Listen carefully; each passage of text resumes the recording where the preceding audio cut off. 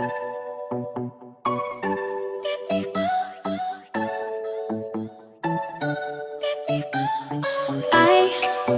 see the light inside your eyes. You make me feel like I'm awake. I don't know why you make me shine like a star in the sky. I'm okay. I wanna take a breath. I'm falling in. So today is an absolute grinder. It was one of those days where, oh my God, like where do I even start? I dropped my phone like 3 times, cracked my screen again. I was so depleted in my session that I turned to Christos at the end, sanitized my hands like I always do. And instead of taking my Apple Pods out of my ears, I took my Invisalign out of my mouth. Like, that's where shit's at today. I don't even know what you call that. But anyway, it's a grinder. So we have effectively just ridden 25 kilometers, I reckon, round trip into Paradise Island and back. We've also done, I don't even know how many steps. I don't even have my phone on me because Mel's not back yet to count, but quite a few. And before we even got to the gym, it was just one of those days where you wake up and you're tired, your body's sore. Like, I had treatment yesterday, so I'm sore from that as well. For anyone that doesn't know or doesn't listen to the Competitive Edge, which you should be if you're not, Competitive Edge, Fitness Uncensored, iTunes, SoundCloud, go get on it. Unlike last year, right, where I had 3, back-to-back stages, I have not had that. So at this point in prep, I'm sitting differently to last season because of that. I'm not in that stage on stage condition, okay? But we had an amazing off season, and this is going to bring me back to, this is why I'm bringing this into this, because this is what got me through my grinder of my day, okay? Is what I always get asked: how do you get through? How do you stay motivated? How do you stay on track? How do you get through bad days? How do you get through these final weeks? Well, this is how, okay? This time last year, sitting in a slightly different place because I had those back-to-back stages. So because I'm not come from a stage on a stage process, and I'm not looking, like I did last season, or whatever it is that goes through your head at this stage, which, trust me, there's plenty. What I had to do was actually take some videos of myself at this point in time, take some static shots, and then look back at measurements.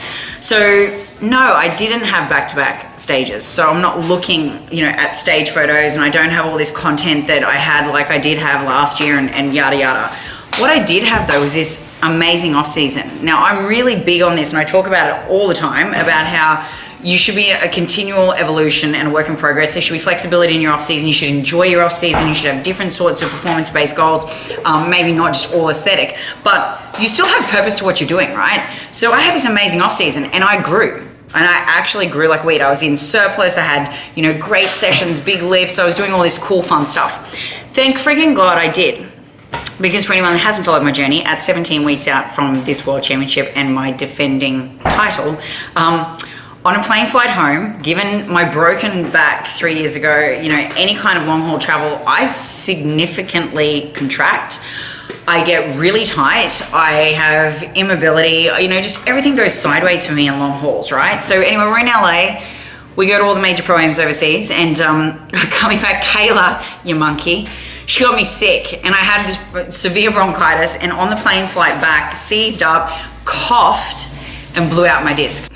So at 17 weeks out, I ended up having to have a epidural injection into my back, cortisone injection into the disc. I had actually had a major bilateral bulging disc, which I'd already had previously with my broken back. This time though, I've now got what they call a multi-tiered major bilateral bulging disc structure, where basically it's 3 discs in a row. Now, the top one and the bottom one, the body's dealt with them over the course of, repairing my broken back and all the rehab and everything I did over the last 3 years. The body's got a way of actually, getting rid of the disc component that sits into the nerve root.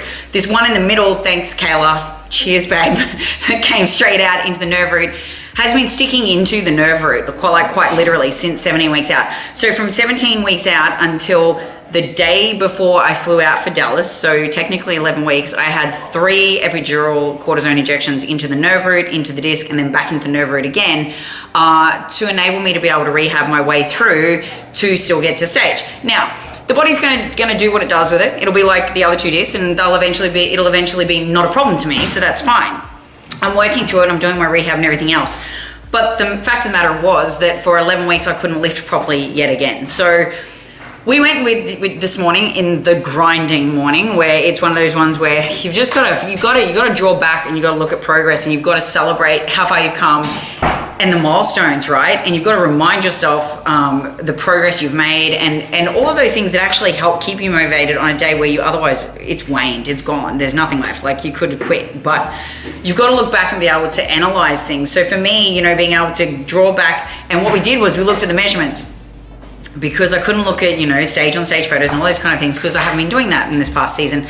What we did was we looked at measurements, and oh my God, I'm pumped. And I ended up being I was so ravenously hungry before we went to the gym. I ended up down on the ground, an hour of Pilates, doing all my activation, got to the gym, still smashed our session. It's still a grinder, don't get me wrong. I'm still exhausted, but I found this inner component of strength because I was so motivated by the fact that I looked at the measurements and I've grown. I've grown in my shoulders regardless of having had time off. I've grown in my legs regardless of having that downtime, because my off season was so on point. So whilst my prep looks completely different to normal, and I can't celebrate it in the way that I would normally celebrate a prep to stage, and I might not be able to throw out the photos in the weeks to stage like I normally would have been. Oh my God, I can't wait for stage, because I'm bringing something better, and I know that I am now because I've got that data that's being able to show me that. So on a day that's an absolute grinder, where I took my teeth out instead of my freaking earbuds, I'm still happy, and I'm still looking at it, and I'm pumped. And so we got on our bikes and we rode all the way into Paradise Point. I picked up my theme wear shoes from Gucci. I'm pumped, everything's coming together. I'm still dying from no carbohydrates. I still feel like an absolute bimbo at the moment, but it's temporary. It's temporary, carbs are coming. And as for that, that's what it is. That's what it is, guys. You've got to be able to look back and celebrate what you have achieved. You've got to be able to look beyond the things you think are limitations in that day to the bigger picture. And I guess for me, progress is what I'm passionate about. So that's where I found it today, in a measly set of numbers. And it's what got me through a session that otherwise might have defeated me, and 100% kept me going and kept me excited for everything that's yet to come. So, guys, progress pictures, progress measurements, and just being able to look beyond the exhaustion of the day to where you've come from, and celebrating that is 100% what can sometimes get you through those days that otherwise you'd just want to pull the doona over your head and forget where you're at.